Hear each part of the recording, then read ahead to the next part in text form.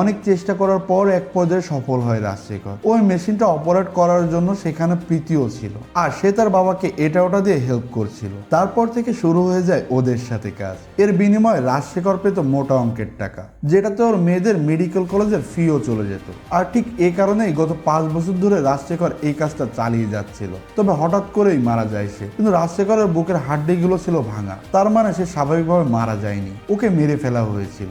লোকটার মুখে এসব কথা শুনে দেবা বুঝতে পারে রাজশেখরকে তাহলে মারাই হয়েছে। কিন্তু এই হত্যার সাথে সাইমনের কোনো সম্পর্ক নেই, কারণ ওর লাশগুলো পোড়ানোর জন্য তো রাজশেখরের প্রয়োজন ছিল সাইমনের। এদিকে দেখা যায় রাজশেখর মারা যাওয়ার কারণে সাইমনদের এখন অনেক ঝামেলায় পড়তে হচ্ছে। ওদের লাশদেরকে আর আগের মতো ঠিকানা লাগানো সম্ভব হচ্ছে না। এই ব্যাপারগুলো অনেক চিন্তায় পড়ে যায় দয়া।